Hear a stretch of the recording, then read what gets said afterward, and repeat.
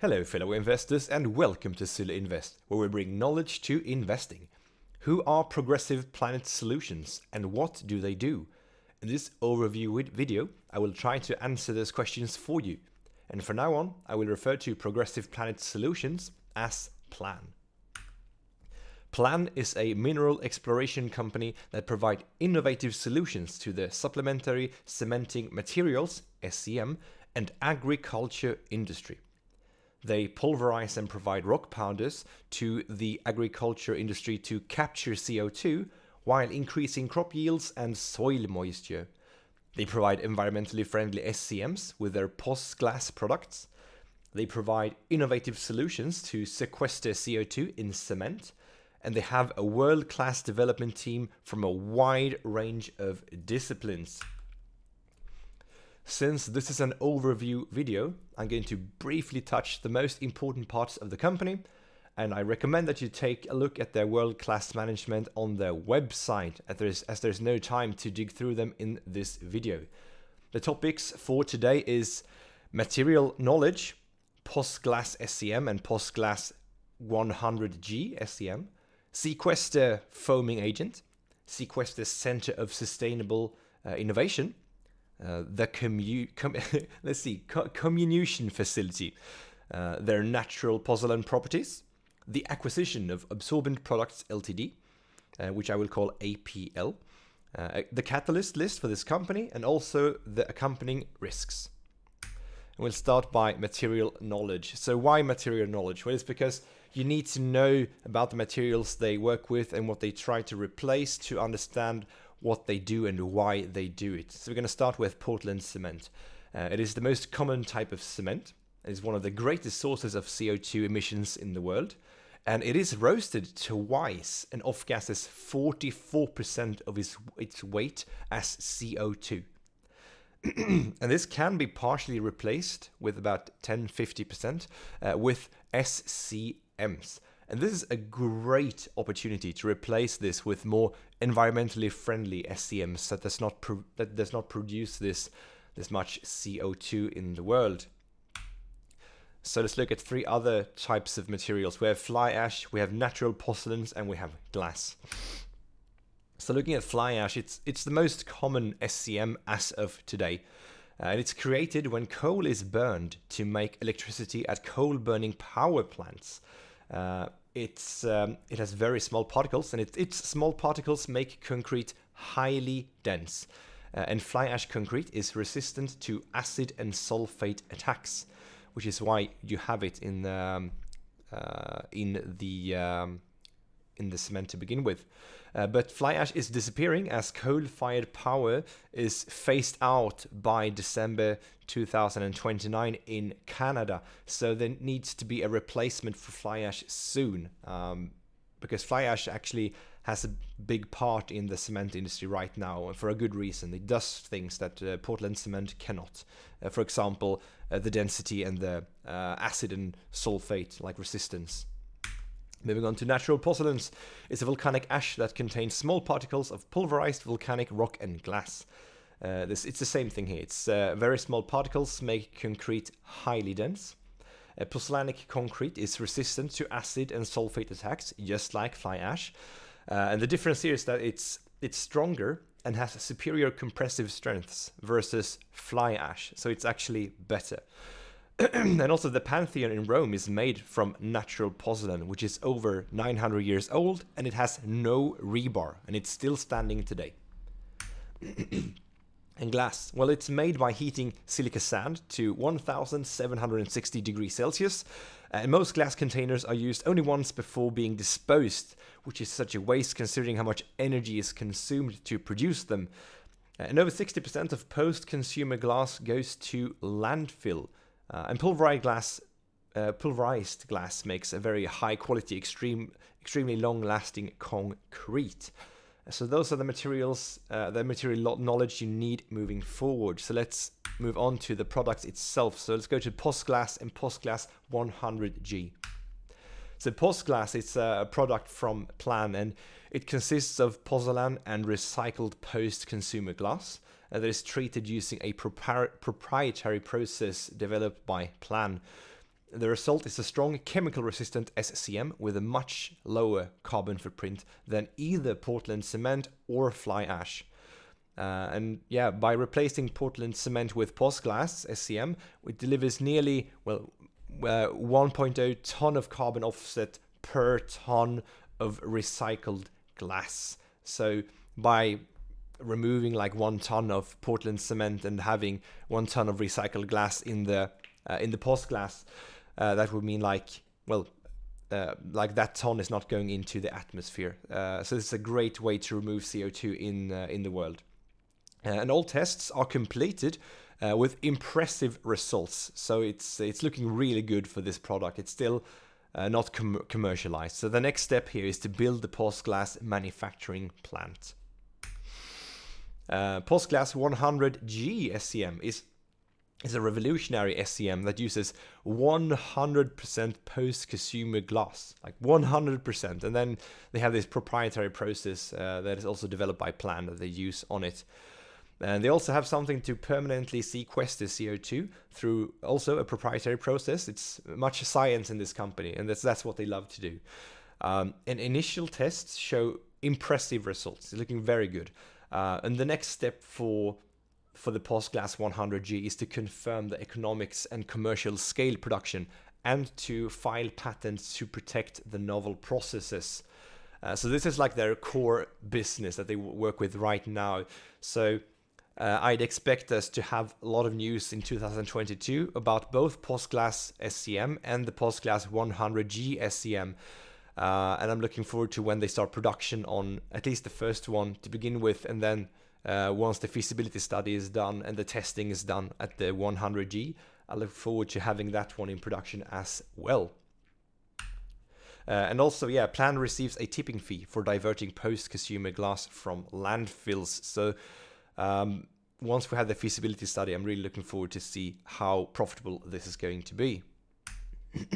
And this is how it looks. So up in the top we have glass, consumer glass, that is pulverized to this fine powder, and down there we have Porcelain that is also pulverized to this fine powder.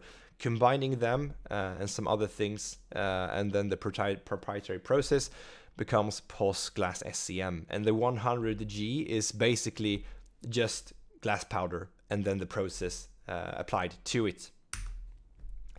Next thing up here is the Co2 Foaming Agents. So it's a foaming agent which delivers CO2 uniformly into cellular concrete by substituting air with CO2 as a compressed gas used to make the foam.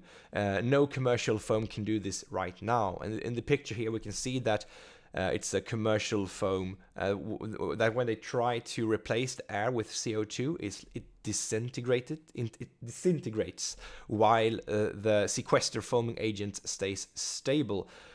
There's actually not too much information about this product. A video came out like 1 month ago, and it's some information is available on their webpage.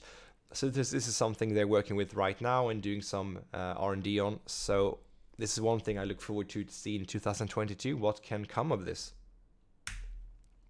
Then we have the Co2 Center of Sustainable Innovation. It will launch in Q1 2022, and it will be co-located with collaborative partner ZS2 in a 1,600 square foot R&D lab and testing facilities. This is huge. It is run by Dr. Roger Ma with assistance from scientific advisor Dr. Doug Brown. And he's also the co-founder and CTO of ZS2. So Plan and ZS2 is really, really tight. And they're working much together right now. And I really see them in the future working even more together, even more than they're doing, as of right now. In the center, it will help with acceleration of IP generation, the measurements of carbon uptake, optimization and commercial development of future eco-friendly products for the cement, concrete and building materials industries. And also, it will also help with the micronized mineral production. And the production of Posglass will be demonstrated in this innovation center. And it will also cater to contract research and development programs from customers requiring specialized skills and technical assistance. This is a really huge innovation center. It's going to be so cool to see what they can do. And since they signed the July 15, 2021 agreement with ZS2, Plan has already developed a process to deliver CO2 into magnesium cement. And ZS2 has also developed a proprietary recipe, which includes materials supplied by Plan, along with materials supplied by Baymag. So they're really active at developing IPs and doing like just innovative stuff, especially in the CO2 industry, because they really want to make a difference in the world for the environment, and they're doing whatever means they can and research they can to get there. Let's also talk about the comminution facility, such a hard word. So the comminution is the process of pulverizing rocks into fine powders. As we saw with the post glass, they took these glass and this porcelain and just grinded it to very, very fine powder. And the facility can size reduce minerals to particle as low as 5 microns, like really, really small. And yeah, when pulverized and micronized minerals, such as micronized soft rock phosphates and glacial moraine rock dust and limestone are applied to farming fields, significantly greater amounts of carbon from the air is pulled through crops and into the soil, and it also shows additional benefits such as increased crop yields and soil moisture. And this is what they do with their comminution facility. So it generates revenue by grinding soft rock phosphates and glacial moraine, and it got quarter-over-quarter revenue growth, and there is a backlog of orders. So this is their, I guess, cash cow as of right now. It's not too much, but it's growing, and it's something that will bring, from what I can see, major income in the future. So, and Plan signed a purchase order with Fertos, in which Plan would process Fertos' phosphate products. And Plan has received a follow-up PO after completing the first one. And Fertos is not just anyone. They are the largest supplier of organic rock phosphates in North America. And this facility, though, it is seasonal and doesn't operate in winter or when the moisture is high, because then the powder is gonna condense and like slag, so it's not gonna be very nice. But when the conditions are right, it operates 7 days a week. And that's actually the next step for this facility, is they want to set up a permanent facility at Absorbent, or APL as I mentioned before, their industrial premises, to enable and grow operations for all seasons of the year. Because right now they don't have the walls and the installations, they can't control the environment and the moisture in the air. But the next step here is to move their equipment into a facility that can do this. They can operate all times of the year and possibly even more hours to increase their current revenue here. So this is something that we're going to hear more from as soon as the deal, the acquisition of APL closes, like in January. So so 2022, I would say this should, I don't know if it should be completed, but it should at least be on its way, and this is something I really want to see how they move forward. And then we have the natural porcelain properties. It's basically like fields of land where they can mine natural porcelains. So they have 3 of them. The Z1 natural porcelain quarry, it's where they currently get their natural porcelain. It's they have permits and they drill, and it's working fine. And then they have the Z2 porcelain property. And also the Heffley Creek metals and porcelain property. The Z2 and the Heffley Creek, they're in the exploratory phase, so they're not something they drill right now, but it's something they're gonna do in the future. So looking at the Z1, it contains zeolite, which is used for post glass, and their plan for this is to continue to mine the zeolite, and they have zeolite for at least like a decade, according to an interview with the CEO. And then we have the Z2, which also contains zeolite with very promising attributes, because the ground is different in different places. And they did some testing with this zeolite, and some of the testing came out very, very positive. So this is something they might look into more in the future. And since it's not finished yet, So the plan is to finish the commitments so they can acquire 100% interest in the property in 2022. And I guess by the time they finish the commitments, they will have done, or perhaps even finished their exploration here. And then we have the Heffley Creek metals and porcelain property. Well, this one is a little interesting. It contains aluminosilicates, which is a natural porcelain. It has nickel in huge amounts, like huge amounts of nickel, and also huge amounts of chromium.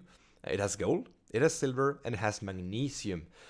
So the plan here is to continue exploration on the property. Of course, they can't do the exploration on Z2 and Heffley Creek during winter. It's too cold. So they're waiting right now for warmer weather, and they can continue these explorations. And yes, all properties are within a 1-hour drive of Kamloops, which is an industrial hub with rail access to Canadian and US markets. So I'm going to talk briefly about the acquisition of Absorbent Products Ltd, APL. It's an acquisition they announced here at the 24th of December. So first, let's see what APL is. So, well, APL, they take material from its raw state, and then they process it and they package it for retail sale. So they have the entire cycle in its own house and no middleman. So it's very efficient. So they produce industrial minerals from 2 mines in BC, and that is natural porcelains in those. And they create mineral-based products seen on store shelves that range from industrial absorbents, fillers and sealants to agriculture feed additives and soil conditioners to catalysts, natural, I'm not even going to try to pronounce that, and pet-friendly ice melters, along with other applications. They have a lot of products that are selling right now. They had over 20 million in revenue and was profitable last year. And the main thing is that they have very high synergies with Plan, as both work with natural porcelains and use similar equipment. So this is like they really work in the same industry. The difference is that Absorbent, well, they have products of a different type, perhaps, but it's still used on these minerals. So the highlights of the acquisition is that, well, APL, they will continue operations as per usual after the acquisition. So Plan don't want to interrupt the business. It has high revenue, it is profitable, let them do what they do best. So what do they get of this acquisition then? Well, it's basically that they gain natural porcelain from APL's mines, as there are more than enough of it to maintain all of its legacy business while still providing some of that porcelain to Plan. And extensive testing has been done, and the attributes of the minerals are fantastic. Like one of the mines with, I'm not even going to pronounce the name, but there's one natural porcelain, DE, when they've done some testing, and the results are just mind-blowing. So most likely, they're going to take a lot of this natural porcelain from this mine and use it for their own, like glass, post-glass business. But that is something the future will tell, so we'll see what they say when we get there. This acquisition has not closed yet, but it's going to close very, very soon.